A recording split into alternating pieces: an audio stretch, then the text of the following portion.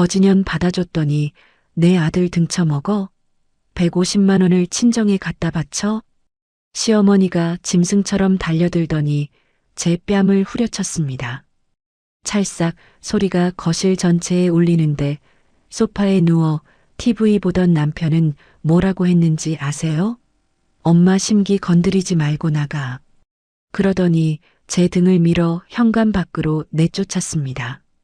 영하 10도 얇은 실내복 바람으로 복도 바닥에 주저앉았죠. 여러분, 이게 말이 됩니까? 매달 300만 원씩 시댁 생활비를 대고 남편 빚 이자까지 갚아주던 사람한테요. 근데 이 시어머니 며칠 뒤에 뭘 했냐면요.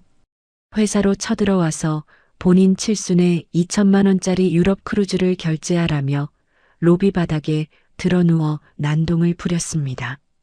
좋아요, 해드리죠. 대신 그 크루즈가 당신 인생의 무덤이 될 줄은 꿈에도 모르셨겠죠. 안녕하세요. 오늘 사연 시청자 여러분. 자, 그럼 자금줄 차단과 증거 폭로로 시댁을 발칵 뒤집어 놓은 지윤 씨의 사연 지금 바로 시작하겠습니다. 저는 그날도 새벽같이 현장을 돌고 밤 9시가 넘어서야 겨우 집에 들어왔습니다. 현관문을 열자마자 거실 소파에 떡하니 앉아있는 시어머니 최말자의 뒷모습이 눈에 들어왔죠. 어머니, 오늘 오신다는 말씀이 없으셨는데. 저는 최대한 목소리를 가다듬으며 슬리퍼를 신었습니다. 시어머니는 고개도 돌리지 않은 채 거실 테이블 위에 놓인 제 핸드폰을 손가락으로 톡톡 두드리고 있었습니다. 이게 뭐냐? 시어머니가 제 핸드폰 화면을 번쩍 들어 보였습니다. 화면에는 친정엄마 계좌로 150만 원을 이체한 알림이 떠 있었죠. 오늘이 친정엄마 칠순 생신이라 점심시간에 잠깐 이체한 돈이었습니다. 어머니, 오늘 저희 친정어머니 칠순이라서 생신 용돈을 좀 보내드린 거예요. 뭐, 150만 원? 생신 용돈이 150만 원이야? 시어머니가 벌떡 소파에서 일어났습니다. 소파에 누워 TV를 보던 남편 민호가 슬쩍 고개를 들었지만 이내 다시 화면 쪽으로 시선을 돌렸습니다. 거지년 받아줬더니 진짜 내 아들 등쳐먹네. 시집와서 해준 게 뭐가 있다고 친정에다 돈을 퍼날라. 시어머니의 눈이 핏줄 섰습니다. 저는 두 손을 모으고 차분하게 입을 열었습니다. 어머니, 1년에 한 번 생신인데 150만 원이 그렇게 큰 돈은 아니잖아요. 제가 번 돈에서 보낸 거예요. 내가 번 돈? 내 돈이 어딨어. 이 집안의 시집 온 년이 버는 돈은 다 이 집안 돈이야. 시어머니가 거실을 가로질러 저에게 성큼성큼 다가왔습니다. 저는 본능적으로 한 발 뒤로 물러났습니다. 어머니, 진정하시고 앉아서 말씀하세요. 진정? 내가 지금 진정이 돼? 2년이 뒤에서 얼마나 더 빼돌렸는지 누가 알아. 시어머니의 손바닥이 번개처럼 날아왔습니다. 찰싹 하는 소리가 거실 전체에 울렸습니다. 왼쪽 볼이 터질 듯이 뜨거웠고 고개가 옆으로 꺾이며 시야가 흔들렸습니다. 민호야, 민호야, 너 이것 좀 봐. 내 마누라가 친정에 150만 원을 갖다 바쳤어. 시어머니가 소파 쪽을 향해 고래고래 소리를 질렀습니다. 민호가 느릿느릿 몸을 일으키며 리모컨을 내려놓았습니다. 지훈아, 엄마한테 왜 자꾸 심기를 건드려. 그냥 시키는 대로 좀 해. 민호가 귀찮다는 듯 눈을 비비며 말했습니다. 심기를 건드리다니, 내 친정엄마 생신에 용돈 보내는 게 뭐가 잘못이야?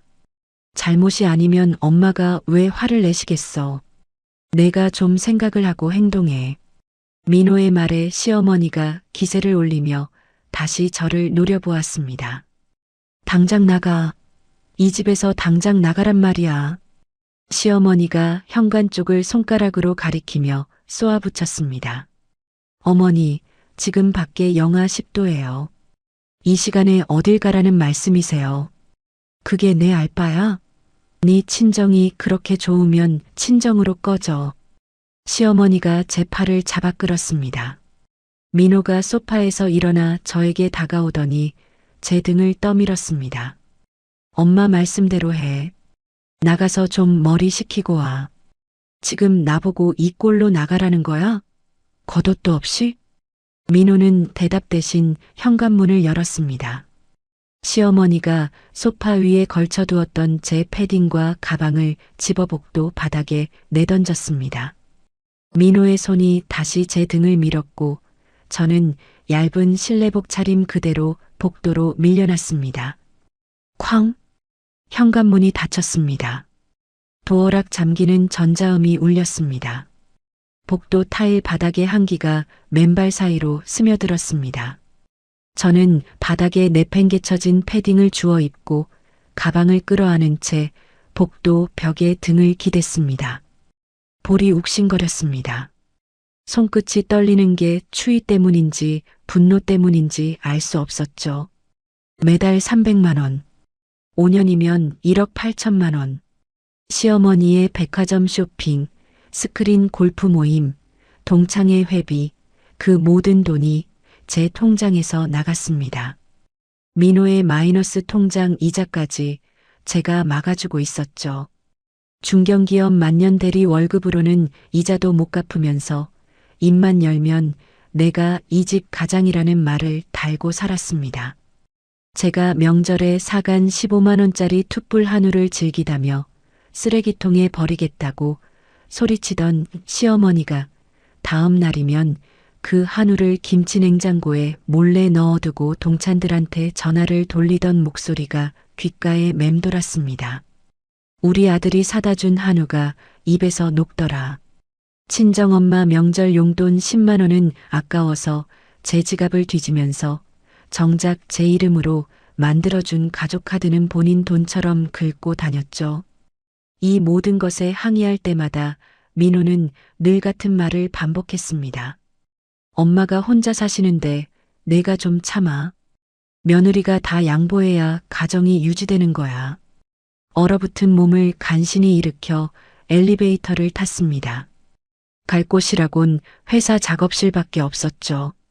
택시를 잡아타고 작업실에 도착해 불을 켠 순간 벽에 걸린 거울에 비친 제 얼굴이 보였습니다.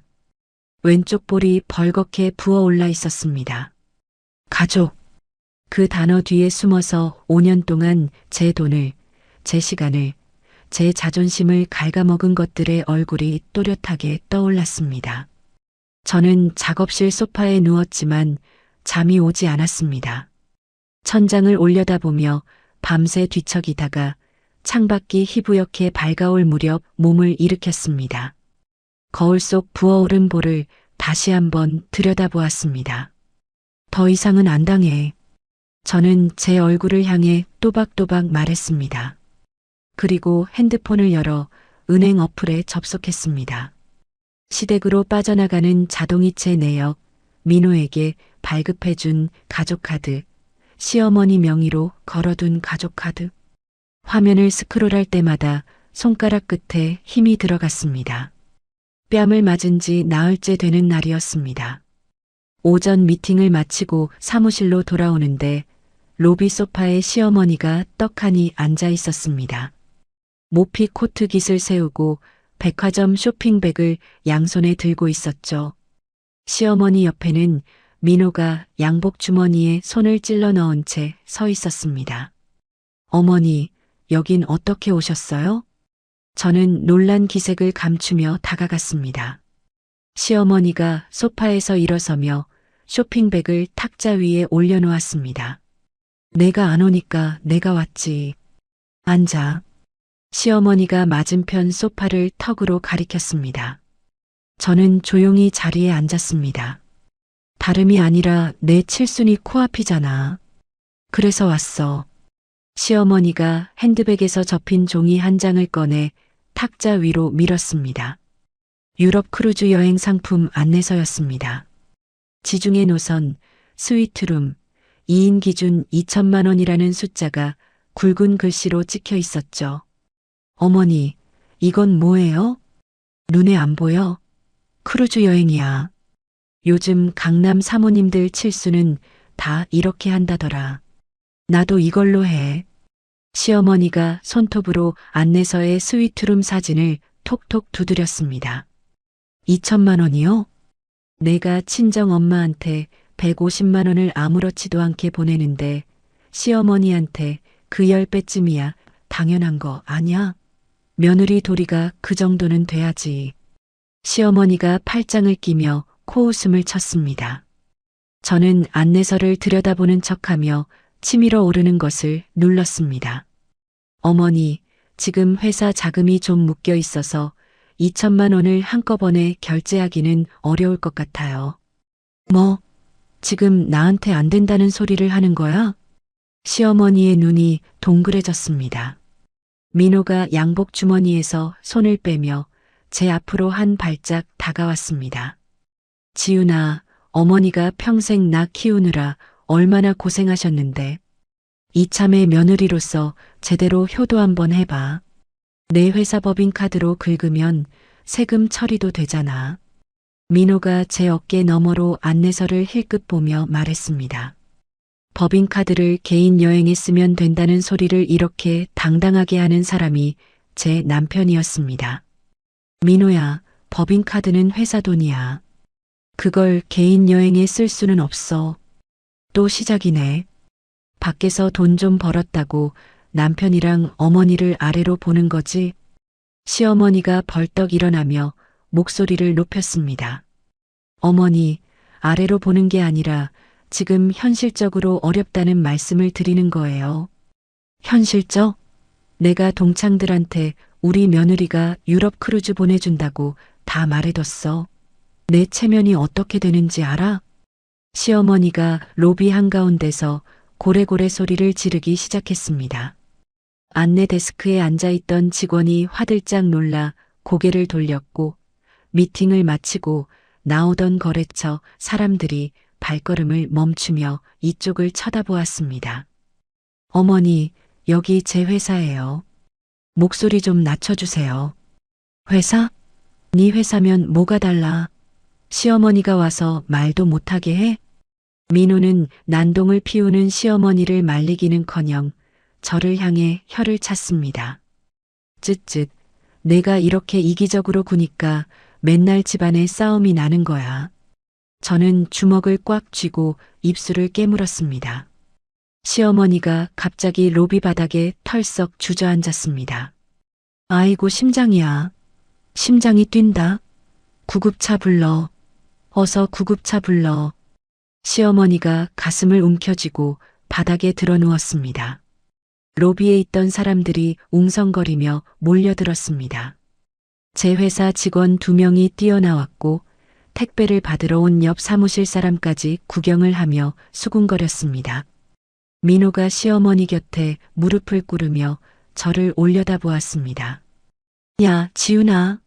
어머니가 이러시는데 너 지금 구경만 할 거야? 이마에 식은땀이 흘렀습니다. 거래처 사람들이 쑥덕거리는 소리가 귓가에 들어왔습니다. 수치심이 머리끝까지 차올랐습니다. 여기서 더 버티면 회사 이미지가 바닥을 칠 것이 뻔했죠. 알겠어요, 어머니. 제가 결제할게요. 크루즈 예약 진행하겠습니다. 저는 이를 악물고 말했습니다. 그 한마디가 입 밖으로 나오는 순간 바닥에 누워있던 시어머니가 벌떡 일어났습니다. 1초 전까지 심장이 멎을 듯 고통스러워하던 사람이 맞나 싶을 만큼 깔끔한 동작이었죠. 그래, 진작 그렇게 나왔어야지. 시어머니가 모피 코트에 먼지를 탈탈 털며 입꼬리를 올렸습니다. 민호가 시어머니의 팔을 부축하며 쇼핑백을 챙겼습니다. 지훈아, 스위트룸으로 예약해. 어머니가 좁은 방은 싫어하셔. 민호가 로비를 빠져나가며 뒤도 돌아보지 않고 말했습니다. 시어머니는 민호 팔짱을 끼고 의기양양하게 출입문을 나섰죠. 로비가 조용해졌습니다. 직원들이 눈치를 보며 하나둘 자리로 돌아갔습니다. 저는 빈 로비 한가운데 서서 두 주먹을 꽉 쥐었습니다. 손톱이 손바닥에 파고드는 통증이 느껴졌지만 풀지 않았습니다. 저는 사무실로 올라가 문을 닫고 책상 앞에 앉았습니다. 핸드폰을 꺼내 은행 어플을 열었습니다. 시댁으로 나가는 300만 원 자동이체, 민호 명의의 마이너스 통장이자, 대납, 시어머니에게 발급해준 가족카드, 민호에게 발급해준 가족카드. 화면을 천천히 스크롤하며 하나하나 확인했습니다. 이 돈줄이 모두 끊어지는 날, 저 사람들의 얼굴이 어떻게 변할지 머릿속에 또렷이 그려졌습니다. 다음 날 아침, 저는 백화점 지하 과일 매장에서 가장 비싼 과일 바구니를 하나 골랐습니다. 망고, 샤인머스켓, 체리가 빼곡하게 담긴 15만 원짜리였죠. 시댁 현관 앞에서 초인종을 누르자 민호가 문을 열었습니다. 왜 왔어? 민호가 잠이 덜 깬 얼굴로 저를 올려다보았습니다. 어머니 뵈러 왔지. 어제 회사에서 제가 너무했어. 저는 과일 바구니를 두 손으로 들어 보이며 활짝 웃었습니다. 민호가 고개를 갸웃하더니 현관문을 넓게 열어주었습니다.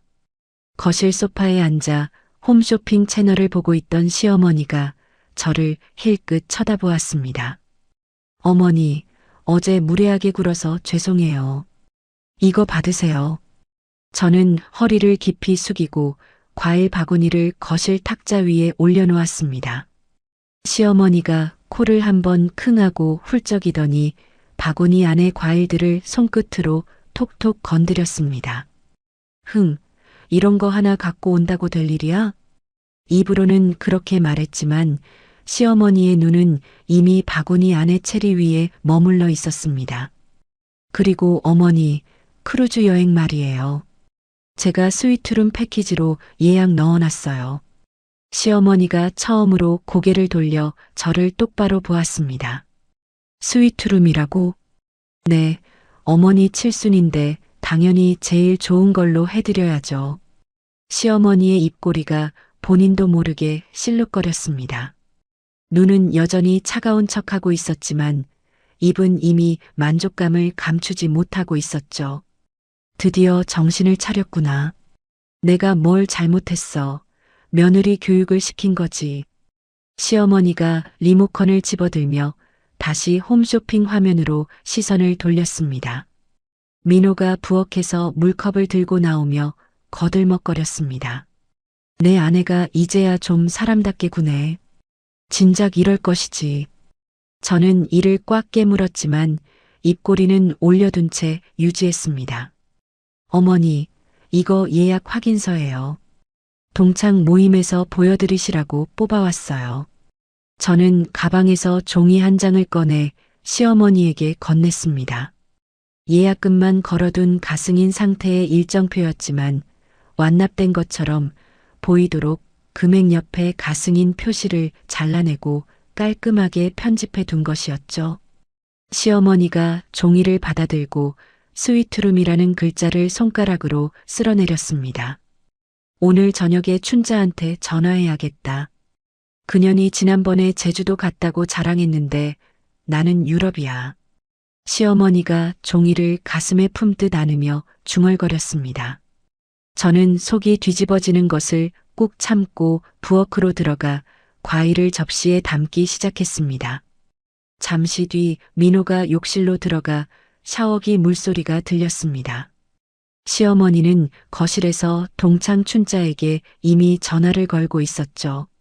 춘자야, 나 이번에 유럽 크루즈 간다. 스위트룸이야, 스위트룸. 시어머니의 자랑 섞인 목소리가 집안을 채우는 동안 저는 조용히 민호의 서재로 발을 옮겼습니다.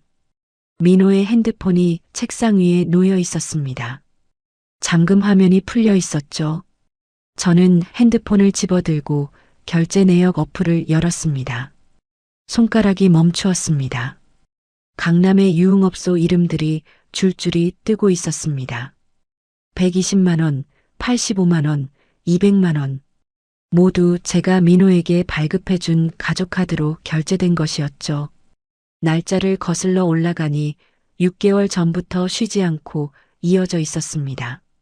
저는 이를 악물고 화면을 캡처했습니다. 1장, 2장, 3장. 손이 떨렸지만 멈추지 않았습니다. 핸드폰을 내려놓고 서랍장을 열었습니다.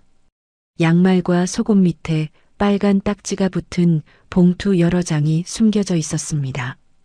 대출 독촉장이었죠.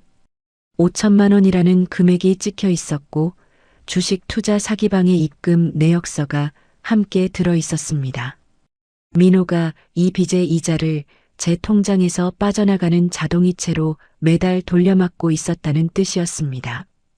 저는 독촉장과 내역서를 한 장씩 펼쳐 핸드폰 카메라로 찍었습니다. 다 찍고 나서 서류를 원래 순서대로 양말 밑에 다시 끼워 넣었습니다. 서재를 나와 시어머니의 방으로 향했습니다. 시어머니는 여전히 거실에서 통화 중이었죠. 방바닥 협탁 위에 통장 거래 내역서가 펼쳐져 있었습니다. 제가 매달 보내는 300만 원의 흔적이 고스란히 찍혀 있었고 그 아래에는 같은 날짜로 150만 원, 180만 원씩 다른 계좌로 빠져나간 기록이 반복되고 있었습니다. 수취인 이름은 시어머니의 남동생이었죠. 제 돈이 시어머니의 남동생 손으로 흘러가고 있었던 겁니다. 저는 거래 내역서를 한 페이지씩 정밀하게 촬영했습니다. 촬영을 마치고 모든 사진을 클라우드에 올려 백업을 완료했습니다. 내역서를 협탁 위 원래 자리에 내려놓고 방문을 조용히 닫았습니다. 욕실에서 샤워기 물소리가 잦아들고 있었습니다. 저는 빠른 걸음으로 부엌에 들어가 믹서기에 바나나와 우유를 넣고 돌렸습니다. 민호가 머리를 수건으로 닦으며 부엌으로 나왔을 때 저는 유리잔에 주스를 따르고 있었습니다. 뭐야, 주스까지 만들어줘? 민호가 수건을 어깨에 걸치며 능글맞게 웃었습니다. 당연하지. 내가 요즘 너한테 좀 소홀했잖아. 저는 유리잔을 민호에게 건네며 미소를 지었습니다. 민호가 주스를 받아들고 한 모금 마시며 거실로 나가는 뒷모습을 보았습니다. 저는 믹서기를 씻으며 입꼬리를 천천히 내렸습니다. 그날 밤 시댁에서 나온 저는 차 안에서 핸드폰 갤러리를 열었습니다. 유흥업소 결제 내역, 대출 독촉장, 시어머니의 통장 거래 기록. 화면을 넘길 때마다 손끝이 차가워졌습니다. 저는 핸드폰을 내려놓고 운전대를 두 손으로 꽉 잡았습니다. 백미러에 비친 제 눈이 마른 나뭇가지처럼 단단하게 굳어 있었습니다. 증거를 확보한 다음 날 저는 오전 일정을 모두 비우고 대학 시절 선배인 강 변호사의 로펌을 찾아갔습니다. 강 선배는 이혼 전문 변호사로 업계에서 승률 1위를 달리는 독종이라는 별명으로 유명했죠. 선배, 이것 좀 봐주세요. 저는 노트북을 열어 클라우드에 저장해둔 파일들을 하나씩 띄웠습니다. 거실 방범용 홈캠에 찍힌 시어머니의 폭행 영상, 민호의 유흥업소 결제 내역, 5천만 원짜리 대출 독촉장, 시어머니가 생활비를 빼돌린 통장 거래 기록. 강 선배가 화면을 스크롤하며 눈을 가늘게 떴습니다. 지훈아, 이 정도면 유책 배우자 입증은 따놓은 당상이야. 위자료 청구도 충분하고 재산 분할에서도 내 기여분을 100% 인정받을 수 있어. 강 선배가 볼펜을 탁자 위에 내려놓으며 말했습니다. 선배, 저 한 가지 부탁이 있어요. 뭔데? 이혼 소장 접수를 좀 미뤄주세요. 제가 먼저 정리할 게 있어서요. 강 선배가 고개를 기울이며 저를 바라보았습니다. 타이밍을 재겠다는 거지? 네. 시어머니 크루즈 여행 출발일에 맞출 거예요. 강 선배가 볼펜을 집어 손가락 사이로 돌리며 잠시 생각하더니 고개를 끄덕였습니다. 알았어. 소장은 내가 미리 다 준비해 둘 테니까 내가 신호 주면 바로 접수할게. 로펌을 나온 저는 곧장 카드사 고객센터에 전화를 걸었습니다. 네, 본인 확인되셨습니다. 어떤 업무를 도와드릴까요? 제 명의로 발급된 가족카드 2장이 있는데요. 2장 다 분실 신고 처리해 주세요. 분실 신고 접수하시면 즉시 사용 정지되고 재발급 전까지 결제가 불가합니다. 진행하시겠습니까? 네, 진행해 주세요. 전화를 끊고 은행 어플을 열었습니다. 시댁으로 매달 빠져나가던 300만 원 자동이체 해지 버튼을 눌렀습니다. 화면에 해지 완료라는 문구가 떴죠. 이어서 민호의 마이너스 통장 이자를 대신 내주던 자동이체도 같은 방법으로 끊었습니다. 5년 동안 매달 빠져나가던 돈줄이 단 5분 만에 모두 끊어졌습니다. 핸드폰 화면을 내려다보는 제 손이 떨릴 줄 알았는데 오히려 손끝이 조용했습니다. 하지만 아직 끝이 아니었죠. 크루즈 출발일까지 열흘이 남아 있었습니다. 그 열흘 동안 저는 완벽하게 순종적인 며느리를 연기해야 했습니다. 이틀 뒤 저는 한우 세트를 들고 시댁을 찾아갔습니다. 어머니, 여행 전에 기력 좀 보충하셔야죠. 시어머니가 한우 포장을 뜯어보며 고개를 끄덕였습니다. 이번엔 좀 괜찮은 걸 가져왔네. 1등급으로 골랐어요. 어머니 입맛에 맞으실 거예요. 저는 부엌으로 들어가 고기를 냉장고에 정리하며 시어머니의 뒷모습을 힐끗 보았습니다. 시어머니는 이미 핸드폰을 들고 동창에게 전화를 걸고 있었죠. 춘자야, 우리 며느리가 또 한우를 갖고 왔어. 크루즈 가기 전에 기력 보충하라고. 내 며느리가 원래 이런 애야. 4일 전에 회사 로비 바닥에 드러누워 난동을 피우며 구급차를 부르라고 소리치던 사람이 맞나 싶었습니다. 저는 냉장고 문을 닫으며 입술을 꾹 깨물었습니다. 그 주말에는 민호를 데리고 백화점 남성복 매장에 갔습니다. 이거 입어봐. 여행 갈 때 입으면 딱이겠다. 저는 행거에서 감색 양복을 꺼내 민호에게 건넸습니다. 민호가 거울 앞에서 양복을 걸쳐보며 어깨를 으쓱했습니다. 오, 괜찮은데? 이 정도면 공항에서 시선 좀 끌겠다. 민호가 거울 속 자기 모습에 흡족한 표정을 지으며 옷깃을 매만졌습니다. 여행 갔다 오면 차도 바꿔야 하지 않을까? 요즘 나온 신형 SUV가 있는데. 민호가 거울에서 눈을 떼지 않은 채 말했습니다. 저는 양복 소매를 잡아주며 고개를 끄덕여 보였습니다. 그래, 갔다 와서 같이 보러 가자. 그 말이 입 밖으로 나오는 순간 혀끝이 쓸었지만 저는 웃는 표정을 끝까지 유지했습니다. 시댁에서 돌아오는 길에 동업자에게 전화를 걸었습니다. 언니, 나 좀 만나야 할 것 같아. 오늘 저녁에 시간 돼? 그날 밤 회사 회의실에서 동업자에게 모든 사정을 털어놓았습니다. 동업자는 제 말을 끝까지 듣고 나서 두 팔로 저를 안아주었죠. 지훈아, 내가 도울 수 있는 건 다 할게.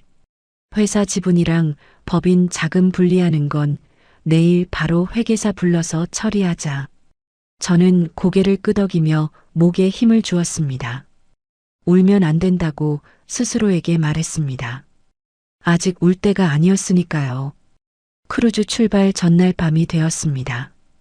민호가 회사 야근이라며 집을 비운 사이 저는 미리 섭외해둔 포장이사 업체에 전화를 걸었습니다.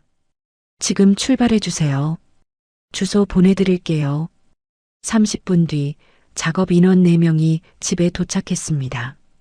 저는 제 돈으로 산 물건들의 영수증 목록을 출력해 들고 하나씩 확인하며 짐을 뺐습니다. 대형 TV, 냉장고, 세탁기, 건조기, 소파, 식탁. 제 돈으로 채운 것들이 하나씩 빠져나갈 때마다 집이 텅텅 비어갔습니다. 마지막 짐이 트럭에 실린 뒤 저는 텅 빈 거실 한가운데 서서 주위를 둘러보았습니다. 맨바닥에 이온 소장 사본을 내려놓았습니다. 그 옆에 민호의 유흥업소 출입 결제 내역서를 나란히 펼쳐두었죠. 현관문을 닫고 엘리베이터를 탔습니다. 1층 로비를 지나 주차장으로 걸어가는 동안 한 번도 뒤를 돌아보지 않았습니다. 차에 시동을 걸고 내비게이션에 친정 주소를 찍었습니다. 핸들을 잡은 손에 힘이 들어갔습니다. 백미러의 아파트 건물의 불빛이 점점 작아지고 있었습니다. 크루즈 출발 당일 아침 8시 시어머니는 강남의 대형 한정식집에 친척과 동창 50여 명을 불러 모았습니다. 칠순 잔치 겸 유럽 크루즈 출정식이라는 이름을 붙인 자리였죠. 시어머니는 최고급 한복을 빼입고 상석에 앉아 있었습니다. 민호는 제가 사준 새 양복에 넥타이까지 매고 시어머니 옆에서 하객들과 악수를 나누고 있었죠.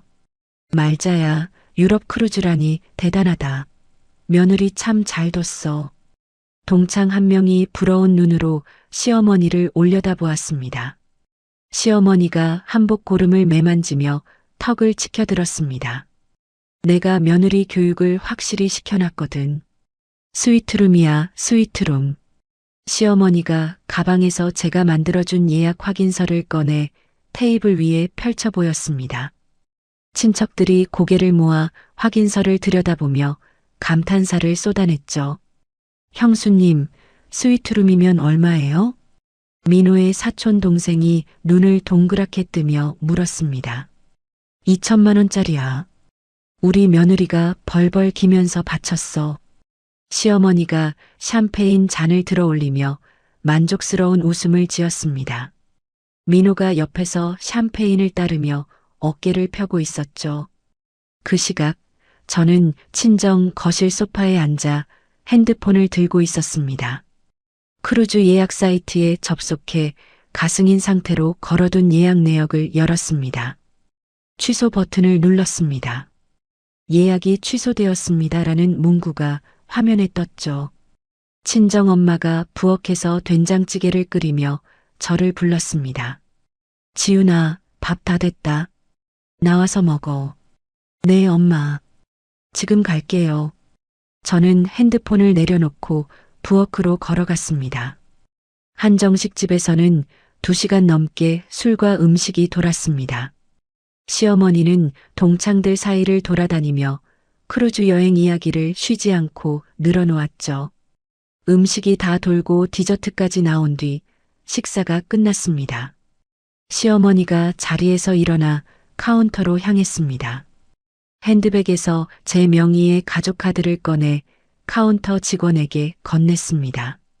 여기 전부 다 결제해줘요. 카운터 직원이 카드를 받아 단말기에 긁었습니다. 삐. 단말기에서 경고음이 울렸습니다. 직원이 카드를 빼서 다시 한번 긁었지만 같은 소리가 반복되었죠.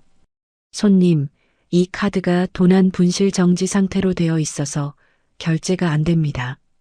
직원이 카드를 돌려주며 말했습니다. 시어머니의 표정이 굳었습니다. 무슨 소리야, 다시 해봐요. 2번 시도했는데 같은 결과입니다. 다른 카드 있으시면 그걸로 해주세요. 시어머니가 뒤를 돌아보며 민호를 불렀습니다. 민호야, 민호야, 이리 와봐. 카드가 안 긁혀. 민호가 양복 주머니를 뒤지며 급하게 카운터로 왔습니다. 본인 신용카드를 꺼내 직원에게 내밀었죠. 이걸로 해주세요. 직원이 민호의 카드를 단말기에 넣었습니다. 다시 한번 경고음이 울렸습니다. 이 카드도 잔액 부족으로 거래가 정지된 상태입니다. 민호의 얼굴이 하얗게 질렸습니다. 제가 이자 대납을 끊은 뒤 연체가 쌓여 카드까지 막힌 것이었죠.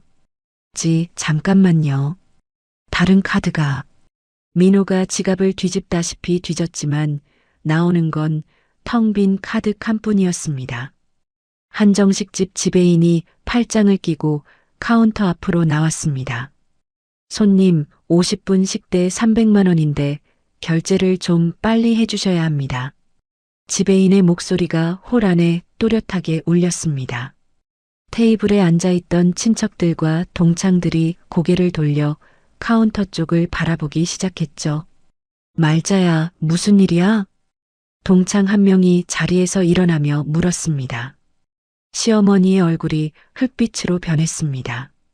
시어머니가 떨리는 손으로 핸드폰을 꺼내 제 번호를 눌렀습니다. 지금 거신 전화는 없는 번호입니다. 저는 전날 밤에 이미 번호를 바꿔둔 상태였죠. 시어머니가 다시 걸고 또 다시 걸었지만 같은 안내 음성만 반복되었습니다. 엄마, 나 먼저 집에 가볼게. 민호가 시어머니에게 귓속말을 하더니 한정식 집을 빠져나갔습니다.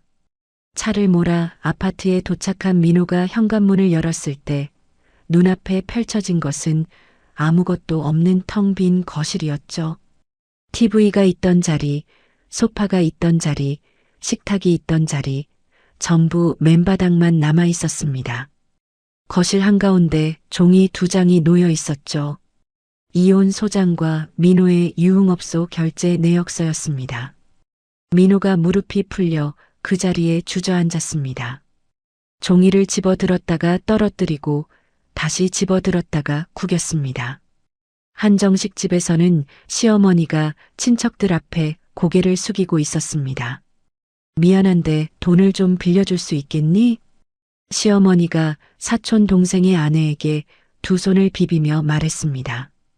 평소 시어머니에게 무시를 당하던 사촌 동생의 아내가 고개를 돌려버렸죠. 형님, 저희도 사정이 있어서요. 동창들은 이미 가방을 챙겨 하나둘 자리를 떠나고 있었습니다.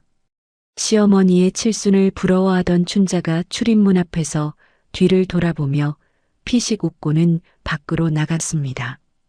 결국 시어머니는 남아있던 친척 한 명에게 사정사정해서 300만 원을 겨우 빌려 식대를 치렀습니다. 크루즈 터미널로 택시를 잡아탄 시어머니가 가방을 뒤졌지만 여권이 나오지 않았죠. 제가 며칠 전에 빼두었으니까요. 터미널 출국장 앞에서 시어머니와 민호가 마주쳤습니다. 민호의 손에는 구겨진 이혼 소장이 들려 있었습니다. 엄마, 지훈이가 이혼 소장을 내밀었어. 집에 아무것도 없어. 가전이고 가구고 다 없어졌어. 민호가 종이를 흔들며 목소리를 떨었습니다. 시어머니가 민호의 손에서 종이를 낚아채 읽어내려갔습니다. 종이를 든 시어머니의 손이 후들후들 떨리더니 다리에 힘이 풀려 출국장 바닥에 그대로 주저앉았습니다. 저는 그 시각 친정엄마가 차려주신 된장찌개에 밥을 말아 한 숟갈 떠입에 넣었습니다. 핸드폰에 강 선배의 메시지가 도착해 있었죠. 지훈아, 한정식 집에서 카드 정지 확인됐고 소장 접수 완료했어. 수고했어. 저는 메시지를 읽고 핸드폰을 식탁 위에 엎어두었습니다. 친정엄마가 제 밥그릇에 깍두기를 하나 올려주시며 말씀하셨습니다. 천천히 먹어, 체한다. 네, 엄마. 저는 깍두기를 집어 입에 넣으며 조용히 숟갈을 놀렸습니다. 크루즈 출발일에 참사가 벌어진 지 일주일이 지났습니다. 그 사이 시어머니와 민호에게서는 아무런 연락이 없었죠. 저는 그 침묵이 오히려 불안했습니다. 예감은 틀리지 않았습니다. 그날 아침 출근길에 동업자 언니가 제 팔을 잡아 끌며 핸드폰 화면을 보여주었습니다. 지훈아, 이거 봤어? 화면에는 지역 맘카페 게시판이 떠 있었습니다. 제목이 눈에 확 들어왔죠. 시어머니를 폭행하고 칠순 잔치 비용 수천만 원을 들고 야반도주한 며느리 실체를 고발합니다. 글 내용은 처음부터 끝까지 거짓이었습니다. 제가 시어머니를 때렸다고 적혀 있었고 칠순 잔치 비용으로 받은 돈을 들고 도망쳤다고 써 있었죠. 글 말미에는 제 이름 석자와 인테리어 회사 상호까지 버젓이 적혀 있었습니다. 이거 시어머니가 쓴 거야? 동업자 언니가 눈을 가늘게 뜨며 물었습니다. 문체를 보니까 틀림없어요. 시어머니가 맨날 쓰는 말투랑 똑같아요. 저는 핸드폰을 돌려받아 댓글창을 내렸습니다. 이미 댓글이 200개가 넘어가고 있었죠. 저런 꽃뱀 같은 며느리가 다 있어? 회사 이름 좀 알려주세요. 절대 안 갈게요. 진위를 확인하지도 않은 사람들이 앞다투어 저를 욕하고 있었습니다. 그게 끝이 아니었습니다.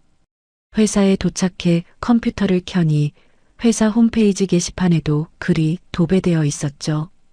이 회사 대표가 남편을 학대하고 회사 자금을 빼돌려 불륜남과 도주했습니다.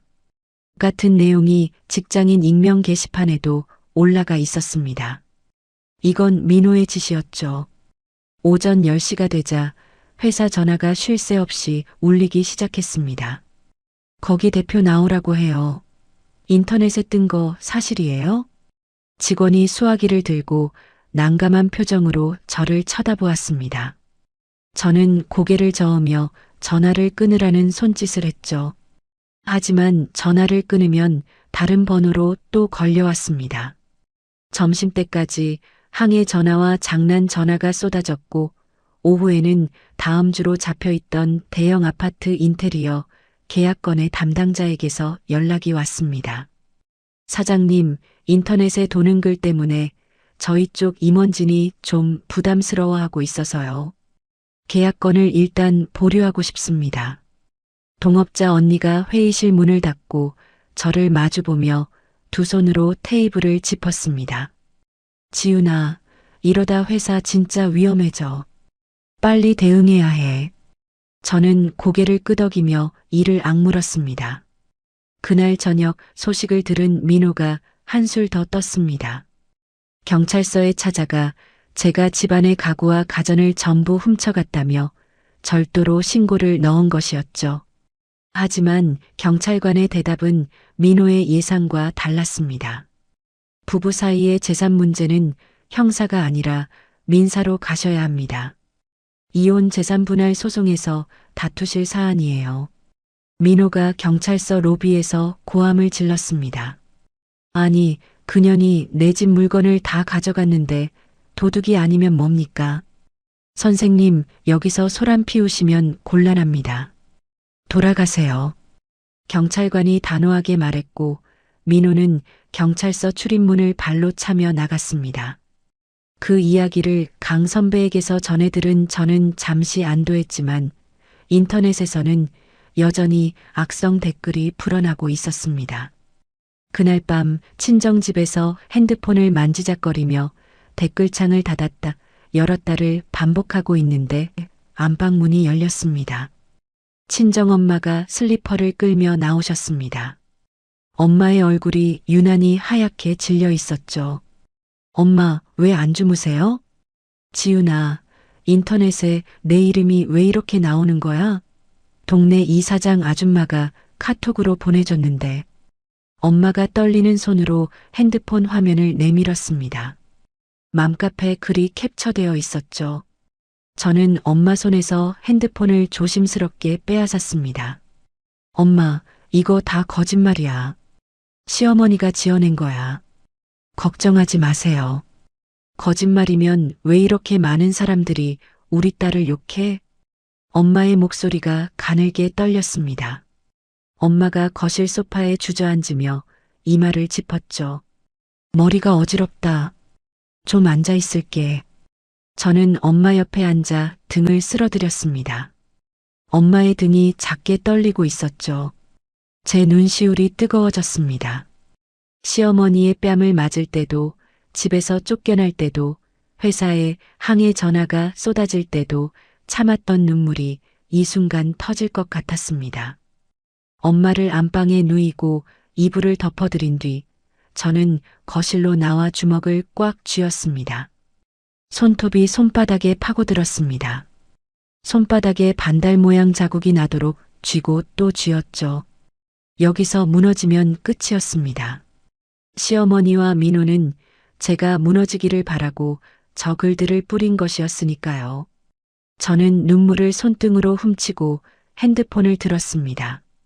강 선배 번호를 눌렀죠. 선배 나야. 내일 아침에 로펌으로 갈게. 허위 사실, 유포 대응 바로 들어가야 할 것 같아. 알았어. 내일 오전에 팀 미팅 잡아놓을게. 걔네가 먼저 판을 벌렸으니까 이번엔 우리가 뒤집을 차례야. 전화를 끊고 핸드폰을 내려놓았습니다. 엄마가 주무시는 안방 쪽을 한번 바라보고 저는 거실 불을 껐습니다. 다음 날 오전 9시 저는 강 선배의 로펌 회의실에 앉아 있었습니다. 강 선배가 노트북 화면에 맘카페 게시글과 직장인 익명 게시판 글을 나란히 띄워놓고 팀원 2명과 함께 내용을 검토하고 있었죠. 지훈아, 반박문은 내가 밤새 틀을 잡아뒀어. 증거자료 순서만 내가 확인해줘. 강 선배가 출력물을 테이블 위로 밀었습니다. 저는 종이를 집어들고 한 장씩 넘기며 확인했습니다. 선배, 홈캠 영상을 제일 먼저 올리고 싶어요. 시어머니가 저를 때리는 장면이 처음부터 끝까지 다 찍혀 있으니까요. 나도 그 생각이야. 영상이 먼저 터지면 나머지 증거는 쐐기를 박는 거지. 강 선배가 볼펜으로 출력물 위에 숫자를 매기며 말했습니다. 민호 유흥업소 내역은 영상 바로 뒤에 붙이고 대출 독촉장은 그 다음 시어머니 통장 빼돌리기는 마지막에 넣자. 점점 충격이 커지는 순서로 가는 거야. 저는 고개를 끄덕였습니다. 그리고 허위사실 유포랑 명예훼손 고소장은 반박문 올리는 시간에 맞춰서 동시에 접수할게. 걔네가 글 내릴 틈도 없이 가는 거야. 강 선배가 팀원에게 고소장 서류를 건네며 말했습니다. 그날 오후 2시 모든 준비가 끝났습니다. 저는 로펌 회의실 의자에 앉아 핸드폰을 들고 강 선배를 올려다보았습니다. 선배, 올릴게요. 가자. 저는 맘카페, 직장인 익명 게시판, 회사 홈페이지 게시판에 동시에 반박문을 올렸습니다. 강 선배의 팀원이 같은 시각 경찰서에 고소장을 접수했죠. 반박문의 첫 화면에는 거실 홈캠 영상이 재생되었습니다. 시어머니가 제 핸드폰 화면을 들이밀며 소리를 지르는 장면, 거지년이라고 외치며 제 뺨을 후려치는 장면, 민호가 소파에서 일어나 제 등을 밀어 현관 밖으로 내쫓는 장면까지 편집 없는 원본 그대로였습니다. 영상 아래에는 민호의 유흥업소 결제 내역서가 이어졌습니다. 강남의 업소 이름들과 120만 원, 85만 원, 200만 원이라는 금액들이 날짜 순으로 줄줄이 나열되어 있었죠. 모두 제 명의의 가족카드로 결제된 것이었습니다. 그 다음에는 5천만 원짜리 대출 독촉장과 주식 사기방 입금 내역서가 붙었습니다. 민호가 사기에 걸려들어 빌린 돈의 이자를 제 통장에서 매달 빼가고 있었다는 증거였죠. 마지막으로 시어머니의 통장 거래 내역을 정리한 표를 첨부했습니다. 제가 매달 보낸 300만 원 중 150만 원에서 180만 원씩 빠져나가 시어머니 남동생의 계좌로 들어간 기록이 6개월치 한눈에 보이도록 정리되어 있었습니다.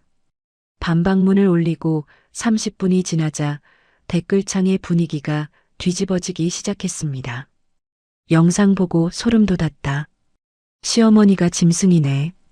남편이라는 놈은 와이프 맞는 거 보면서 TV를 봐. 인간이야? 유흥업소 내역 보세요. 와이프 돈으로 저짓을 하고 있었네. 시어머니가 생활비를 빼돌려? 이건 사기 아닌가? 아까까지 저를 꽃뱀이라고 욕하던 사람들이 사과 댓글을 달기 시작했습니다. 글쓴이에게 사과합니다. 한쪽 말만 듣고 욕한 제가 부끄럽습니다. 시어머니랑 남편이 쓴 허위글 신고 누르고 왔습니다. 반박문은 순식간에 퍼져나갔습니다. 맘카페 실시간 인기글 1위에 올랐고 직장인 익명 게시판에서도 조회수가 폭발했죠. 민호의 직장에서도 글이 퍼졌습니다. 민호가 와이프 돈으로 유흥업소를 드나들고 주식 사기에 5천만 원을 날린 빚쟁이라는 사실이 동료들 사이에 돌았죠. 복도에서 마주치는 사람마다 민호를 손가락질하며 수군거리기 시작했습니다. 야, 영업 3팀 박민호가 와이프 카드로 룸에서 놀았대. 5천만 원 빚이라며? 그것도 와이프 돈으로 막았다면서? 사내 게시판에 민호의 실명이 올라갔고 인사팀에서 민호를 불렀습니다. 회사 명예를 심각하게 떨어뜨린 건으로 징계위원회에 회부된다는 통보를 받았죠. 민호는 징계 결과를 기다리지 못했습니다. 대기 발령을 받은 지 3일 만에 권고사직서에 도장을 찍고 회사를 나왔습니다. 사무실에서 짐을 싸들고 나오는 민호를 동료 중 아무도 배웅하지 않았죠. 시어머니도 피해갈 수 없었습니다. 맘카페 회원들이 시어머니의 게시글 작성 흔적을 추적해 거주지, 동네까지 알아냈고 동네 단톡방에 홈캠 영상이 공유되었죠. 마트에 가면 사람들이 시어머니를 알아보고 고개를 돌렸습니다. 거기에 강 선배가 접수한 허위사실 유포와 명예훼손 고소장이 경찰에 정식 접수되어 시어머니와 민호 앞으로 경찰 출석 요구서가 날아갔습니다. 경찰서 조사실에 나란히 앉은 시어머니와 민호 앞에 홈캠 영상, 결제 내역서, 통장 거래 기록이 펼쳐졌습니다. 담당 조사관이 서류를 한 장씩 넘기며 물었습니다. 이 영상 속에서 며느리를 폭행하고 있는 사람이 본인 맞습니까? 시어머니가 입을 열었다 닫았다를 반복하며 아무 말도 하지 못했습니다. 저는 엄마가 시켜서 글을 올린 거예요. 저는 몰랐습니다. 민호가 옆에 앉은 시어머니를 손가락으로 가리키며 말했습니다.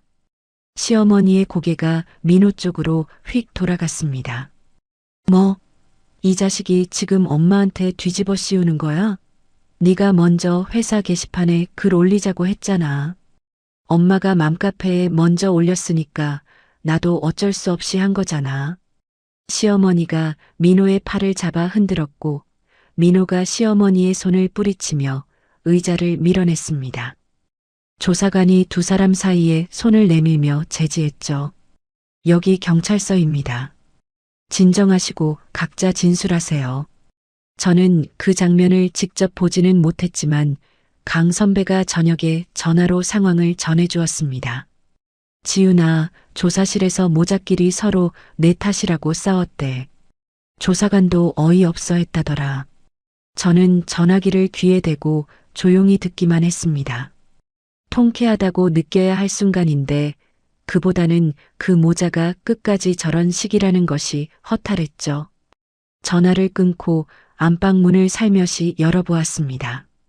친정엄마가 이불을 턱까지 끌어올리고 잠들어 계셨습니다. 엊그제보다 얼굴색이 조금 돌아온 것 같아 저는 가만히 문을 닫았습니다. 모든 소송이 끝났습니다. 가정법원은 민호의 잘못을 전부 인정했고 위자료와 재산 분할 판결이 제 손을 들어주었습니다. 민호 명의로 남아있던 전세 보증금마저 제게 돌아왔죠. 강 선배가 판결문 사본을 제 손에 쥐어주며 말했습니다. 지윤아, 깔끔하게 끝났어. 고생 많았다. 선배가 없었으면 못했어요. 정말 고마워요. 저는 판결문을 가방에 넣으며 고개를 숙였습니다. 강 선배가 제 어깨를 한번 토닥이고 회의실 문을 열어주었죠. 로펌을 나서는 길에 하늘을 올려다보았습니다. 3월 초의 바람이 아직 차가웠지만 코끝을 스치는 공기가 겨울과는 달랐습니다. 민호는 직장을 잃고 5천만 원의 빚만 아는 채 신용불량자가 되었습니다. 전세 보증금도 없어진 민호가 옮겨간 곳은 보증금 없는 고시원이었죠. 창문도 없는 방이라고 강 선배가 전해주었습니다. 민호는 매일 밤 술에 취해 제게 전화를 걸어왔습니다. 번호를 바꿨는데도 어디서 알아냈는지 새 번호로 부재중 전화가 쌓였죠. 한 번은 새벽 2시부터 아침 7시까지 70통이 찍혀 있었습니다. 음성 메시지가 하나 남아 있었습니다. 지윤아, 나 잘못했어. 한 번만 만나자. 딱 한 번만. 내가 무릎 꿇을게. 제발. 민호의 목소리가 술에 젖어 흐느적거렸습니다. 저는 음성 메시지를 끝까지 듣지 않고 삭제 버튼을 눌렀습니다. 그리고 민호의 번호를 수신 차단 목록에 넣었죠. 시어머니의 형편도 바닥을 쳤습니다. 제 카드와 생활비가 끊기고 명예훼손 고소까지 당한 시어머니는 살던 아파트를 내놓아야 했습니다. 빚을 갚고 나니 손에 쥔 돈은 반지하 월세 보증금이 전부였죠. 동네 식당 주방에서 설거지와 재료 손질을 하며 하루 품삯을 받는 것이 시어머니의 새 일상이 되었습니다. 백화점 VIP 라운지를 드나들고 스크린 골프 모임에서 허세를 부리던 사람의 끝이었죠.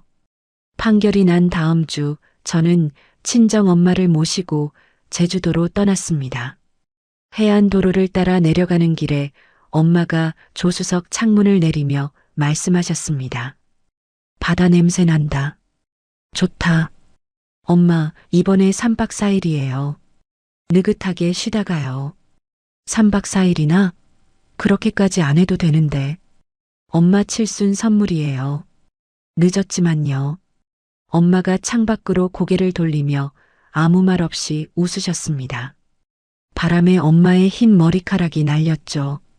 풀빌라에 도착하자 엄마는 마당에 있는 작은 온수풀을 보고 눈을 동그랗게 뜨셨습니다. 이게 뭐야, 수영장이야? 온수풀이에요. 따뜻해요. 발 담가보세요. 엄마가 풀 가장자리에 걸터 앉아 발을 물에 넣으셨습니다. 따뜻한 물이 발등을 감싸자 엄마가 아이처럼 발을 찰방찰방 움직이며 웃으셨죠. 야, 이거 진짜 따뜻하다. 엄마의 주름진 얼굴에 환한 웃음이 번졌습니다. 저는 엄마 옆에 나란히 앉아 같이 발을 담갔습니다. 따뜻한 물이 발끝부터 올라와 종아리를 감쌌죠. 지난 5년간 시댁 생활비를 보내느라 엄마에게는 명절 용돈 몇 푼이 전부였습니다. 엄마 칠순에 보낸 150만 원 때문에 뺨을 맞고 집에서 쫓겨났던 그날 밤이 떠올랐죠. 그 150만 원이 이 모든 것의 시작이었습니다. 엄마, 응, 나 이제 괜찮아. 엄마가 젖은 손으로 제 손등을 툭 치셨습니다. 당연히 괜찮지. 우리 지훈이가 얼마나 독한 년인데. 엄마의 말에 저도 모르게 피식 웃음이 나왔습니다. 여행 마지막 날 아침 짐을 챙기는데 핸드폰의 발신 번호 표시 제한으로 음성 메시지가 하나 찍혀 있었습니다. 재생 버튼을 누르자 민호의 목소리가 흘러나왔죠. 지훈아, 나야. 번호 왜 자꾸 바꿔? 나 진짜 반성하고 있어. 한 번만. 저는 콧방귀를 한 번 끼고 삭제 버튼을 눌렀습니다. 핸드폰을 가방에 넣고 현관문을 나섰죠. 서울로 돌아온 다음 날부터 바로 현장에 나갔습니다. 어수선했던 헛소문이 가라앉고 진실이 알려지면서 보류되었던 계약건들이 하나둘 다시 들어오고 있었죠. 단골 거래처 담당자가 현장에서 저를 보더니 악수를 청했습니다. 사장님, 저희가 괜히 흔들려서 죄송합니다. 앞으로도 잘 부탁드립니다. 아닙니다. 좋은 결과물로 보답할게요. 저는 담당자의 손을 꽉 잡고 고개를 숙였습니다. 동업자 언니가 현장 한쪽에서 도면을 펼쳐놓고 저를 불렀습니다. 지훈아, 이리 와봐. 다음 프로젝트 도면 같이 보자. 저는 안전모를 쓰고 언니 옆으로 걸어갔습니다. 도면 위에 연필로 메모를 적어가며 다음 일정을 잡았죠. 비현실적인 대박이 터진 것은 아니었습니다. 하루아침에 재벌이 된 것도 아니었죠. 하지만 제가 새벽같이 일어나 흘린 땀으로 번 돈을 오롯이 저와 제가 사랑하는 사람을 위해 쓸 수 있다는 것. 그것만으로 제 하루하루는 달라져 있었습니다. 현장을 나서며 핸드폰을 확인하니 엄마에게서 메시지가 와 있었습니다. 제주도 사진 동네 아줌마들한테 자랑했다. 딸내미 효도의 어깨가 으쓱하네. 저녁에 갈치조림 해놓을게. 퇴근하고 들러. 저는 핸드폰을 주머니에 넣고 현장 밖으로 걸어 나갔습니다. 4월의 바람이 볼을 스쳤습니다. 한때 시어머니의 손바닥이 닿았던 그 왼쪽 볼 위로 따뜻한 봄바람이 지나갔습니다. 시청자 여러분, 오늘의 주인공인 지윤 씨의 이야기 잘 들으셨나요? 지윤 씨가 되찾은 건 돈만이 아니었어요. 5년 동안 가족이라는 이름 아래 켜켜이 쌓인 서름, 뺨을 맞고도 참아야 했던 그 서러움, 내 돈을 쓰면서도 감사는커녕 거지년 소리를 들어야 했던 그 치욕에서 벗어난 거더라고요. 잃어버렸던 나 자신을 되찾은 겁니다. 시청자 여러분은 어떻게 생각하시나요? 혹시 지금도 가족이니까 내가 양보하면 되지 하며 가슴이 미어지는 하루를 보내고 계신 분은 안 계신가요? 살다 보면 피가 섞였다고 다 가족이 아니라는 걸 깨닫는 순간이 옵니다. 진짜 가족은 내가 힘들거나 아프거나 지쳐 있을 때 손을 잡아주는 사람이더라고요. 지윤 씨 곁에는 친정 엄마가 있었고, 믿어주는 동업자 언니가 있었고, 끝까지 함께 싸워준 강 선배가 있었습니다. 여러분 곁에도 분명 그런 사람이 있을 거예요. 오늘 사연이 시원하셨다면 구독과 좋아요 꾹 눌러주시고요. 이야기를 끝까지 들어주신 분이 계시다면 잘 들었다고 댓글 하나만 남겨주세요. 오늘도 행복한 하루 되세요. 감사합니다.